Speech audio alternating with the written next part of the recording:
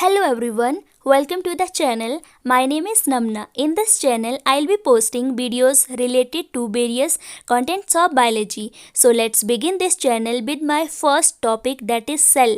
और इस चैनल पर आपको इंग्लिश में लेक्चर प्रोवाइड किए जाएंगे.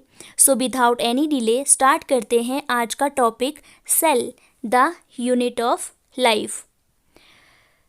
अगर हम लिविंग ऑर्गेनिज्म और नॉन लिविंग ऑर्गेनिज्म में डिफरेंस देखें तो इनमें जो सबसे बेसिक डिफरेंस होता है that is due to the presence और absence of cell.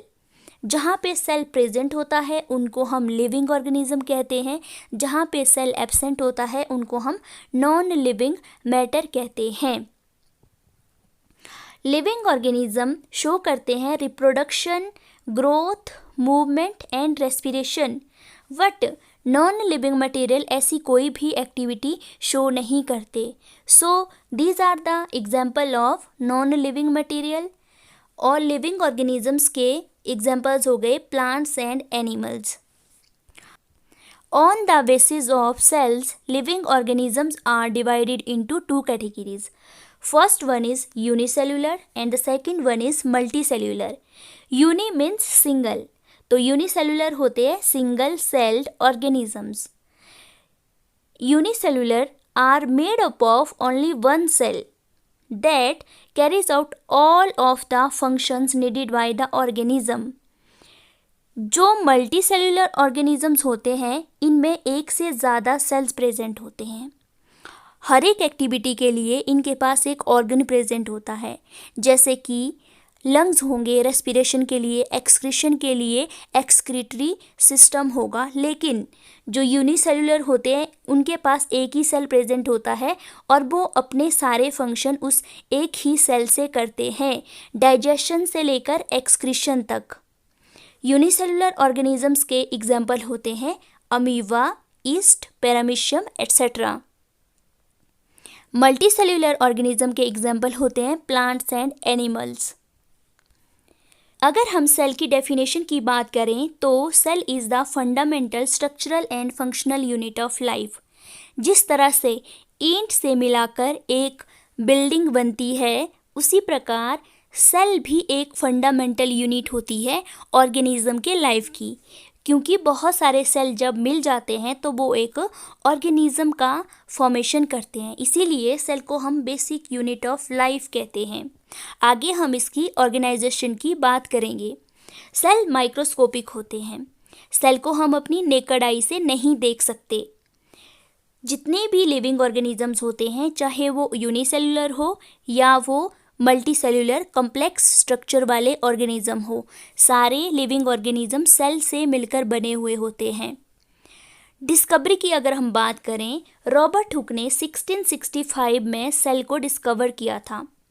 Robert Hooke ने with the help of this primitive microscope उन्होंने कॉर्क स्लाइस में सेल को डिस्कवर किया था. यहाँ पे आपको स्ट्रक्चर दिख रहा होगा, ये एक हनी कॉम्ब लाइक स्ट्रक्चर है. जो ये कंपार्टमेंट लाइक स्ट्रक्चर आपको अंदर दिख रहे हैं, इनको ही रॉबर्ट हुक ने सेल नाम दिया. This is the microscope of Robert Hooke. तो रॉबर्ट हुक ने जो सेल डिस्कवर किया था वो एक डेड सेल था.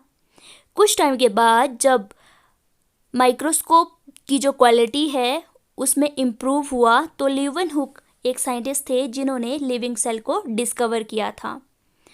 पर फर्स्ट सेल को डिस्कवर किया था रॉबर्ट हुक ने. रॉबर्ट ब्राउन ने न्यूक्लियस को डिस्कवर किया था. ये है साइंटिस्ट रॉबर्ट हुक जिन्होंने 1665 में सेल को डिस्कवर किया था. अगर हम सेल की ऑर्गेनाइजेशन की बात करें तो जैसे कि मैंने बताया कि सेल को हम माइक्रोस्कोप की हेल्प से देख सकते हैं. सेल एक बहुत ही स्मॉल यूनिट होती है जिसको हम अपनी नेकेड आई से नहीं देख सकते. लेकिन जब बहुत सारे सेल्स आपस में मिलते हैं तो वो एक टिश्यू बनाते हैं. बहुत सारे टिश्यू आपस में मिलके ऑर्गन्स बनाते हैं. फॉर एग्जांपल हार्ट बना दिया, ब्रेन बना दिया, लंग्स बना दिए. तो बहुत सारे ऑर्गन साथ में मिलकर ऑर्गन सिस्टम बनाते हैं. फॉर एग्जांपल हार्ट ने कार्डियोवैस्कुलर सिस्टम बना दिया, किडनी ने हमारा यूरिनरी सिस्टम बना लिया। तो ये बहुत सारे जो ऑर्गन सिस्टम होते हैं, इनका जब ग्रुप मिलता है तो ये एक ऑर्गेनिज्म का फॉर्मेशन करते हैं। सो सेल से बनते हैं टिश्यू, टिश्यू से मिलकर बनते हैं ऑर्गन, ऑर्गन से ऑर्गन सिस्टम, और फाइनली एक ऑर्गेनिज्म का फॉर्मेशन होता है। तो ये था level of organisation. Next, cell जो होते हैं, सेल प्रोकैरियोटिक भी हो सकते हैं और यूकैरियोटिक भी हो सकते हैं। प्रोकैरियोटिक और यूकैरियोटिक सेल को हम आने वाली वीडियो में डिस्कस करेंगे। नाउ अगर हम सेल के कंपोनेंट्स की बात करें तो सेल में 3 मेन पार्ट्स होते हैं, सेल मेम्ब्रेन, न्यूक्लियस और साइटोप्लाज्म। यहाँ पे आपको सेल का स्ट्रक्चर दिख रहा होगा। सबसे बाहर वाली जो मेम्ब्रेन है, इसको हम सेल मेम्ब्रेन कहते हैं।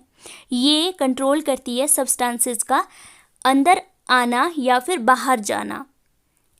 और सेल के जो सबसे अंदर आपको न्यूक्लियस दिख रहा है, ये राउंड और स्मॉल मेम्ब्रेन बाउंड स्ट्रक्चर होता है।